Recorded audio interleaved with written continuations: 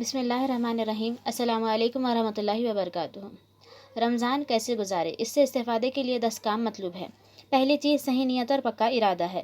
نیت شعور و احساس پیدا کرتی ہے اور اس کو متحرک کرتی ہے۔ شعور بیدار ہو تو ارادہ پیدا ہوتا ہے اور ارادہ محنت اور کوشش کی صورت میں ظہور کرتا ہے۔ زندہ اور مردہ جسم میں بظاہر کوئی فرق نہیں ہوتا، لیکن زندہ جسم حرکت اور عمل کی قوت رکھتا ہے، جبکہ مردہ جسم حرکت اور عمل کی قوت سے محروم ہوتا ہے۔ یہی حال اعمال کا ہے۔ اگر اعمال میں صحیح نیت کی روح ہو تو وہ اثر آفرینی، نشو نما اور نتیجہ خیزی کی قوت رکھتے ہیں۔ اسی بات کو نبی کریم صلی اللہ علیہ وسلم نے یوں ارشاد فرمایا کہ اعمال کی صحت اور وزن کا انحصار نیت پر ہوتا ہے۔ انما الاعمال بالنیات، ہر انسان کے لیے حاصل وہی ہے جس کی وہ نیت کرے۔ نیت صحیح ہونی چاہیے لیکن خالص بھی ہونی چاہیے۔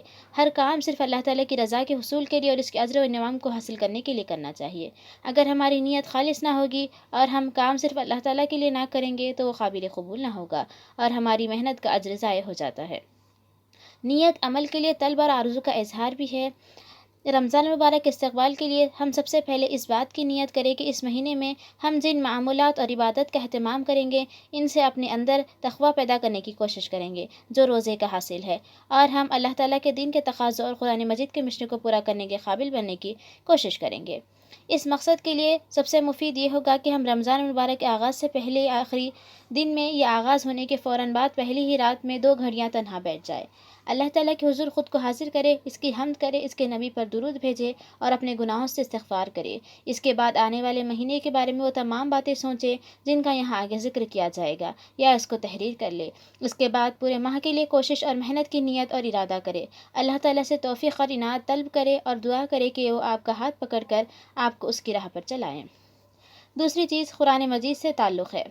رمضان المبارک کا مہینہ اپنی مخصوص عبادت یعنی روزے اور قیام اللیل کو کسی نہ کسی صورت میں قرآن مجید پر مرکوز کر دیتا ہے۔ اس مہینے کا اصل حاصل ہی قرآن سننا اور پڑھنا اور قرآن سیکھنا اور اس پر عمل کی استطاعت پیدا کرنا ہے۔ اسی لیے ہم کو سب سے زیادہ اہتمام جس چیز کا کرنا چاہیے وہ یہ ہے کہ ہم زیادہ سے زیادہ وقت قرآن مجید کے صحبت و میت میں بسر کریں۔ یہ وقت اس طرح بسر کرے کہ ایک طرف ہم کو یہ معلوم ہو کہ اللہ تعالیٰ نے ہم سے کیا کہا ہے، دوسری طرف ہمارا دل اور ہماری سوچ قرآن کو جذب کر لے اور ہمارے اندر اس کے مطابق عمل کے لیے آمدگی پیدا ہو۔ اس کے لیے ہمیں سماعت قرآن، نماز تراویح کا اہتمام کرنا ضروری ہے۔ تیسری چیز اللہ تعالیٰ کی نافرمانی سے بچنا ہے۔ روزے کا مقصد تقویٰ پیدا کرنا ہے اور رمضان المبارک کا مہینہ تقویٰ کی آورزش کا موسم ہے، اس لیے اس مہینے میں اللہ تعالیٰ کی نافرمانی سے بچنے کی خصوصی کوشش کرنا ضروری ہے۔ اس کا یہ مطلب نہیں ہے کہ رمضان کے علاوہ دوسرے دنوں اور راتوں میں اللہ تعالیٰ کی نافرمانی سے بچنے کی کوشش نہیں کرنی چاہیے۔ مطلب یہ ہے کہ رمضان میں قرآن مجید سے خصوصی تعلق صرف اللہ تعالیٰ کے حکم کی تعمیل میں دن بھر بھوکا پیاسا رہنے اور اس کے بعد راتوں کو کھڑے ہو کر نماز پڑھنے اور اس کا کلام سننے سے ایک خاص ماحول بنتا ہے اور ایک خاص کیفیت پیدا ہو جاتی ہے۔ اس ماحول اور کیفیت میں یہ جذبہ زیادہ گہرا اور قوی ہو سکتا ہے کہ ہم ہر اس چیز سے بچیں جو اللہ تعالیٰ کو ناراض کرنے والی ہو۔ ہم کو یہ بھی اچھی طرح جان لینا چاہیے کہ صرف روزہ پیٹ کا روزہ نہیں ہے، آنکھ کا بھی روزہ ہے، کان کا بھی روزہ ہے، زبان کا بھی روزہ ہے، ہاتھ پاؤں کا بھی روزہ ہے۔ وہ روزہ یہ ہے کہ آنکھ وہ نہ دیکھے، کان وہ نہ سنے، زبان وہ نہ بولے، ہاتھ پاؤں وہ کام نہ کرے جو اللہ تعالیٰ کو ناپسند ہے اور جن سے اس نے منع فرمایا ہے۔ ایک ایک کر کے اپنی خرابیوں پر قابو پانے سے بہت کام آسان ہو سکتے ہیں۔ مثلاً آنے والے رمضان کے لیے ہم سب سے پہلے یہ فیصلہ کریں کہ ہم کسی سے چیخ چلا کر بات نہ کریں گے، نہ لڑیں گے اور نہ کسی کے بارے میں کوئی بری بات کہیں گے، خواہ سامنے ہو یا پیٹھ پیچھے، الا یہ کہ وہ بھلی بات ہو۔ نافرمانیوں سے بچنے کا آغاز سب سے پہلے ہم زبان کی حفاظت سے کریں۔ یہ مشکل ضرور ہے لیکن اس کی پابندی سے تمام کام سدھرنے اور اپنی نیکیاں غارت ہونے سے بچانے کے عظیم فائدے حاصل ہو سکتے ہیں۔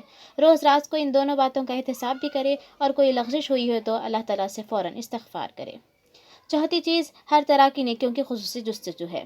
ہر لمحہ ہر قسم کی نیکی کی طلب اور جستجو تو مومن کی فطرت کا جز ہونا چاہیے، لیکن رمضان کے مہینے میں اس معاملے میں بہت خصوصی توجہ اور کوشش ضروری ہے، اسی لیے کہ یہ وہ مہینہ ہے جس میں ہم جس نیکی سے بھی خدا کا قرب تلاش کریں گے اس کا ثواب فرض کے برابر ہو جائے گا۔ جستجو مراسم عبادت کے دائرے میں بھی کرنی چاہیے، جستجو انسانی تعلقات کے دائرے میں بھی کرنی چاہیے۔ اپنے بھائی سے مسکرا کر ملنا بھی صدقہ ہے، اس کو اذانہ پہنچانا بھی صدقہ ہے، اس کے ڈول میں پانی ڈال دینا بھی صدقہ ہے۔ فرض اور نفل کا سن کر ہم فوراً یہ سمجھ لیتے ہیں کہ صرف عبادت کے موقع پر ہی یہ فرض اور نفل ہے، لیکن زندگی کے ہر دائرے میں بھی فرض اور نوافل پائے جاتے ہیں۔ اور اس سلسلے میں ہم کوئی 3 نیکیاں خاص طور پر چن لیں اور ان کا خصوصی طور پر رمضان میں اہتمام کریں۔ مثلاً یہ کہ ہم نماز جماعت سے ادا کریں گے، کسی انسان کو ایذا نہ پہنچائیں گے اور ہر ایک سے مسکرا کر ملیں گے۔ 5ویں چیز قیام اللیل ہے، یعنی رات کا جاگنا۔ رات کا قیام اور تلاوت قرآن اپنا احتساب اور استغفار، تقوی کے حصول کے لیے بہت ضروری انتہائی کارگر نسخہ ہے۔ یہ متقین کی صفت اور علامت ہے۔ اللہ تعالیٰ نے خود ارشاد فرمایا ہے، متقین وہ ہے جو رات کو کم سوتے ہیں اور سحر کے وقت استغفار کرتے ہیں۔ رمضان المبارک میں تراویح کی نماز قیام اللیل ہی کے لیے ہے۔ آپ شروع رات میں کھڑے ہو کر قرآن سنتے ہیں، یہ قیام اللیل ہے۔ قیام اللیل کا دوسرا وقت وہ ہے جب نصف شب کے بعد یا رات کے آخری تہائی حصے میں ہے۔ یہ وقت سحری کا وقت ہے، یہی وہ وقت ہے جس میں استغفار کی تاکید قرآن نے کی ہے۔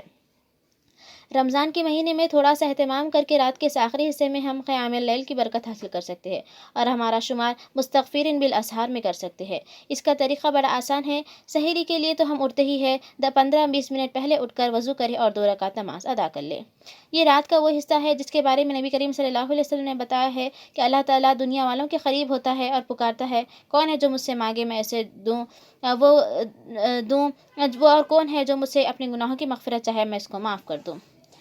پھر اگر 2 رکعت پڑھنا بھی ہمارے لیے مشکل ہو جائے تو کم از کم اپنی پیشانی اپنے رب کے حضور زمین پر رکھ کر اس کے سامنے گر گڑائیں، روئیں دھوئیں، اپنے گناہوں پر استغفار کرے، خیر و برکت طلب کرے اور راہ حق پر استقامت کی آرزو کرے۔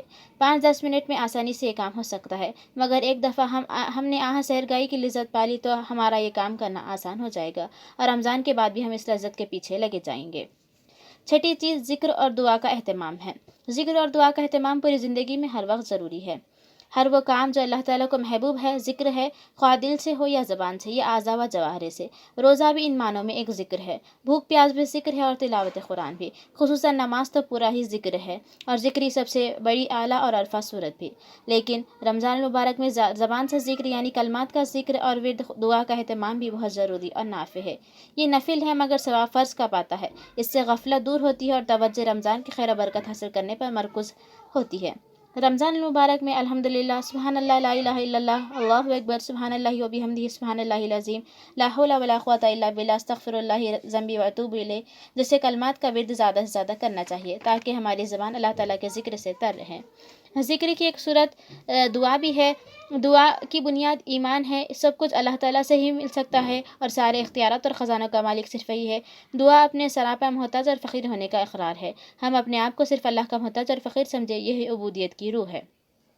اس زمان میں ہم یہ کوشش کریں کہ پہلے عشرے میں رحمت کی طلب کی کثرت سے کریں، دوسرے عشرے میں مغفرت کی اور تیسرے عشرے میں نار جہنم سے رہائی کی۔ نبی کریم صلی اللہ علیہ وسلم نے ان عشروں کی یہ برکات بیان فرمائی ہیں۔ چند اذکار ہم یہاں پر خود اپنے نصاب میں لکھ لیں اور اس کی پابندی کریں۔ مختلف اوقات اور حالات کی دعاؤں اور جامع مسنون دعاؤں میں سے بھی ہر رمضان میں چند دعائیں یاد کر لینے کی کوشش کریں اور اس کو وقت پر پڑھنے کی کوشش کریں۔ 7ویں چیز شب قدر اور اعتکاف کا اہتمام ہے۔ شب قدر وہ رات ہے جس میں قرآن مجید نازل کیا گیا۔ جو اس رات میں قیام کرے اس کو سارے گناہوں کی مغفرت کی بشارت دی گئی ہے۔ ہر رات کی طرح اس رات میں بھی وہ گھڑی ہے جس میں دعائیں قبول کر لی جاتی ہیں اور دین و دنیا کی جو بھلائی مانگی جائے وہ عطا کی جاتی ہے۔ یہ آخری عشرے کی کوئی تاخرات ہے، یعنی 21ویں، 23ویں، 25ویں، 27ویں یا 29ویں۔ بعض احادیث میں کہا گیا ہے کہ یہ آخری عشرے کی کوئی ایک رات یا رمضان مبارک کی کوئی بھی رات ہے۔ اس کو پوشیدہ رکھنے کا راز یہ ہے کہ ہم اس کی جستجو اور تلاش میں سرگردہ رہیں، محنت کریں، اپنی آتش شوق کو جلتا رکھیں۔ آخری عشرے کی ہر تاخرات میں اسے تلاش کریں، اس سے زیادہ ہمت ہو تو اس عشرے کی ہر رات میں اور اس سے بھی زیادہ ہمت ہو تو رمضان کی ہر رات میں جاگنے کی کوشش کریں۔ جو چیز اللہ تعالیٰ کو سب سے زیادہ محبوب اور پیاری ہے وہ یہ کہ بندہ اس کو خوش کرنے کے لیے اور اس کی رحمت اور انعامات کی طلب اور شوق میں ہر وقت ہماتن جستجو لگاتا رہے، مسلسل کوشش میں لگا رہے۔ کام سے زیادہ ارادہ اور مسلسل کوشش اللہ تعالیٰ کو مطلوب ہے۔ اور اس رات کے لیے یہاں پر اللہ کے نبی صلی اللہ علیہ وسلم نے دعا سکھائی ہے، اللہم انک عفو تحب العفو فاعف عنی یا کریم، میرے اللہ تو بہت معاف کرنے والا ہے، معاف کرنے کو محبوب رکھتا ہے، پس مجھے معاف فرما دے۔ چنانچہ ہم اس راتوں میں اپنی کمر کو باندھ لیں، کوشش کریں کہ کم از کم آخری عشرے کی ہر تاخرات اللہ کے حضور قیام و صلاۃ، تلاوت و ذکر اور دعا و استغفار میں گزارے۔ پوری رات ممکن نہ ہو تو نصف شب کے بعد ہی سحری تک 2 گھنٹے 3 گھنٹے جاگنے کی کوشش کرے۔ ہاتھ باندھ کر کھڑے ہوں، سجدے میں پیشانی زمین پر رکھ دے، روئے اور گڑ گڑائے، اپنے گناہوں سے استغفار اور توبہ کرے۔ اگر ہمت و حوصلہ ہو تو پھر آخری عشرے میں اعتکاف بھی ضرور کریں۔ 10 دن کا ممکن نہ ہو تو کم سے کم مدت کا صحیح۔ اعتکاف قلب و روح، مزاج و انداز اور فکر و عمل کی للہیت کے رنگ میں رنگنے اور ربانیت کے سانچے میں ڈھالنے کے لیے اکثیر کا حکم کر رکھتا ہے۔ اس طرح شب قدر کی جست کا کام بھی آسان ہو جاتا ہے۔ اعتکاف ہر شخص کے لیے ممکن نہیں، لیکن اس کی اہمیت اس سے ظاہر ہے کہ اس کو فرض کفایہ قرار دیا گیا ہے۔ نبی کریم صلی اللہ علیہ وسلم ہمیشہ اعتکاف کیا کرتے تھے اور اس کی بڑی تاکید فرمایا کرتے تھے۔ حضرت عائشہ بیان فرماتی ہیں، جب رمضان کا آخری عشرہ آتا تو رسول صلی اللہ علیہ وسلم اپنی کمر کس لیتے، راتوں کو جاگتے، اپنے گھر والوں کو جگاتے اور اتنی محنت کرتے جتنی کسی اور عشرے میں نہ کیا کرتے تھے۔ اعتکاف کی اصل روح یہ ہے کہ ہم کچھ مدت کے لیے دنیا کے ہر کام، مشغلے اور دلچسپی سے کٹ کر اپنے آپ کو صرف اللہ تعالیٰ کے لیے وقف کر دیں، اہل و عیال اور گھر بار چھوڑ کر اس کے گھر میں گوشہ گیر ہو جائیں اور سارا وقت اس کی یاد میں بسر کریں۔ اعتکاف کا حاصل یہی ہے کہ پوری زندگی ایسے سانچے میں ڈھل جائے کہ اللہ کو اور اس کی بندگی کو ہر چیز پر فوقیت اور ترجیح حاصل ہو۔ یہ اگر ممکن نہیں تو ہم میں سے ہر شخص 10 دن کا اعتکاف کرے، لیکن اگر یہ بھی ہم سے ممکن نہ ہو سکا تو اپنی استطاعت کے مطابق اعتکاف کرنے کی کوشش کرے۔ اور پھر ہم اس کے لیے بھی کر سکتے ہیں کہ ہم جب بھی مسجد میں جائیں تو ایک اعتکاف کی نیت کر لیں۔ جو وقت بھی یہاں گزارے وہ میں اللہ کے لیے فارغ کر رہا ہوں، یہ سوچ کر ہم مسجد میں جایا کریں۔ 8ویں چیز انفاق فی سبیل اللہ ہے۔ نماز کے بعد سب سے بڑی عبادت اللہ کی راہ میں خرچ کرنا ہے۔ جو کچھ اللہ تعالیٰ نے بخشا ہے وہ سب کچھ خرچ کرنا، وقت بھی، جان بھی، جسم و جان کی قوتیں، طاقتیں بھی۔ لیکن سب سے بڑھ کر مال خرچ کرنا، اس کے لیے کہ مال دنیا میں سب سے زیادہ محبوب اور مرغوب ہوتا ہے اور دنیا کی محبت میں ساری کمزوریوں کا سرچشمہ ہے۔ نبی کریم صلی اللہ علیہ وسلم سارے انسانوں سے زیادہ فیاض اور سخی تھے، لیکن جب رمضان المبارک کا مہینہ آتا تو آپ کی سخاوت اور بڑھ جاتی اور آپ بے تحاشا خرچ کیا کرتے تھے۔ اللہ تعالیٰ نے ایک ایک دانہ اور ایک ایک پیسے پر جو اللہ کی راہ میں خرچ کیا جائے کم سے کم 700 گنا اجر کا وعدہ فرمایا ہے، اور یہ بھی فرمایا ہے کہ جس کو وہ چاہیں گے اس سے بھی زیادہ عطا کریں گے۔ اس سرمایہ کاری کے لیے رمضان سے بہتر اور کوئی موقع نہیں ہو سکتا۔ جیسے فرض کا درجہ وہاں پر بڑھ جاتا ہے تو پھر نوافل کا درجہ تو اور بھی زیادہ ہو جاتا ہے۔ انفاق فی سبیل اللہ اللہ تعالیٰ کے بندوں میں متقین کی صفت ہے۔ تقوی کی بنیادی شرط یہ ہے کہ اور تقوی پیدا کرنے کے لیے بھی یہ ناگزیر ہے۔ رمضان میں انفاق روزے کے ساتھ مل کر حصول تقوی کے لیے ہماری یہ کوشش گناہوں کو کہیں سے زیادہ بڑھا دیتی ہے۔ بس ہم رمضان میں اپنی مٹھی کھول دیں، اللہ کے دین کی اقامت اور تبلیغ کے لیے، غرباء کے لیے، یتیموں اور مسکینوں کے لیے جتنا مال بھی اللہ کی راہ میں نکال سکے نکالے۔ بھوک اور پیاس برداشت کرتے ہیں تو کچھ تنگی اور سختی جیب کے معاملے میں بھی برداشت کرے، لیکن جو کچھ دیجیے صرف اللہ کے لیے دیجیے، کسی سے بدلہ اور شکریہ کی خواہش بالکل نہ رکھیے۔ قرآن میں آتا ہے، ہم تم سے نہ بدلہ چاہتے ہیں نہ شکریہ۔ اس سے ہم کو کیا فائدہ کہ ہم مال نکالیں اور سرمایہ کاری کریں اور پھر اس سے کچھ فائدہ بھی ہم کو حاصل نہ ہو، اور پھر آخر میں زکوٰۃ کا بھی پورا اہتمام کرے اور باقی کے ساتھ زکوٰۃ نکالنے کی کوشش کرے۔ 9ویں چیز انسان کی مدد اور خدمت ہے۔ رمضان کے مہینے کو نبی کریم صلی اللہ علیہ وسلم نے شہر المواسات فرمایا ہے۔ یہ اپنے جیسے انسانوں، اپنے بھائیوں اور اپنے بہنوں کے ساتھ ہمدردی اور غمخواری کا مہینہ ہے۔ خاص طور پر یہ معاش و رزق کے دائرے میں ایک دوسرے کی تنگی اور محرومیوں پر، پریشانی اور دکھوں میں شرکت اور مدد و خدمت کا مہینہ ہے۔ ہم جہاں پر بھوک اور پیاس کی شدت کو برداشت کر سکتے ہیں، وہیں ہم دوسروں کی بھوک اور پیاس کو بھی دیکھتے ہوئے ان کے لیے خرچ کریں اور ان کی مدد کریں۔ نیکی اور بھلائی اور تقوی کا یہ دائرہ بہت وسیع ہے، اس کی شاخیں بہت بے شمار ہے۔ کھانا کھلانا، مریضوں کا علاج اور عیادت، یتیموں اور بیواؤں کی خبرگیری کرنا، محتاجوں اور فقیروں کی حاجت روائی، صلہ رحمی وغیرہ، یہ سب اسی دائرے میں آتے ہیں۔ اس خدمت کے مستحق سب ہے، ہمارے اہل و عیال اور اقربا بھی، اور ہمارے دینی بھائی اور دوست بھی، اور ہمارے پڑوسی بھی، اور عام مسلمان اور انسان بھی۔ ہمدردی کے اس ہماگیر کام کی طرف مسلسل توجہ پیدا کرنے اور قائم رکھنے کے لیے نبی کریم صلی اللہ علیہ وسلم نے روزے دار کو افطار کرانے کی بڑی ترغیب دی ہے۔ فرمایا، جو شخص اس مہینے میں کسی روزے دار کو افطار کرائے تو اس کے لیے گناہوں سے مغفرت اور دوزخ کی آگ سے رہائی کا باعث بنے گا۔ اس کو اتنا ہی ثواب ملے گا جتنا روزے دار کو، اور اس سے روزے دار کے ثواب میں کوئی کمی نہیں آئے گی۔ اس لیے اس مہینے میں خاص اہتمام کیجیے کہ ہم اپنے بھائی بہنوں کے کام آئیں، بھوکوں کو کھانا کھلائیں، ضرورت مندوں کی ضرورت رفع کریں، سائل اور محروم کو اپنے مال میں سے ان کا حق دے۔ اس بات کو بھی یاد رکھیں کہ گناہوں کی مغفرت، جہنم سے رہائی، حوض کوثر سے سیرابی اور جنت میں داخلہ جیسے انتہائی عظیم انعامات مخلوق خدا کی خدمت سے ملتے ہیں۔ ان کو اظہار آسانی سے روزے اور صدقات کے بڑے بڑے ڈھیر بھی ضائع ہو جاتے ہیں۔ خدمت چھوٹی ہو یا بڑی، اس سے کوئی فرق نہیں پڑتا، لیکن ہم جو بھی کرتے ہیں اس کو صرف اللہ کی رضا کے لیے کریں، اور پھر کسی چیز کو بھی چھوٹی اور حقیر نہ سمجھے۔ ایک وقت کا کھانا کھلانا ہے، ایک گلاس پانی پلانا ہے، ایک روپیہ ہی صحیح، ایک اچھی بات ہی صحیح، ایک سفارش ہی ہو، ایک پیاسے کتے کی پیاس بجھانا بھی، یہ سب آپ کو جنت میں لے جا سکتے ہیں۔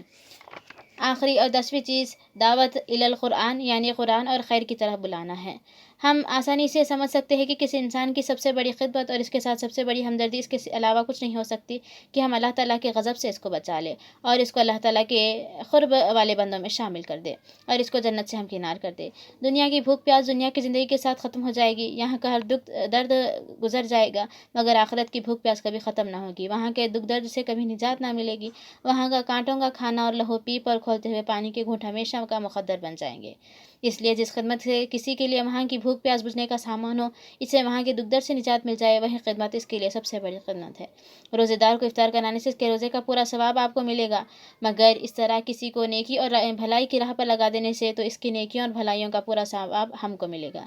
ہم سوچیں تو یہ کبھی ختم نہ ہونے والا ثواب کا سلسلہ ہے۔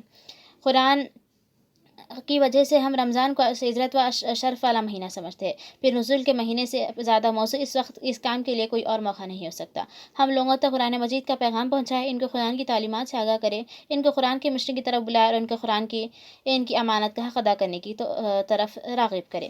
اس کے لیے ہم دو کام کر سکتے ہیں، ایک تو یہ کہ ہم رمضان میں نیک کاموں کا جو معمول بنائے، اس میں اللہ کی طرف بلانے، نیک بات کرانے، اللہ کے دین کے لیے سرگرم کام کرنے کے لیے اپنا معمول تیار کرے۔ افطار پر بلائیں، چند لمحات اس پر گفتگو کرے، ساتھ کام کرنے والوں کے ساتھ بات چیت کرے اور ملاقات کرے اور ان کے سامنے یہ بات رکھے۔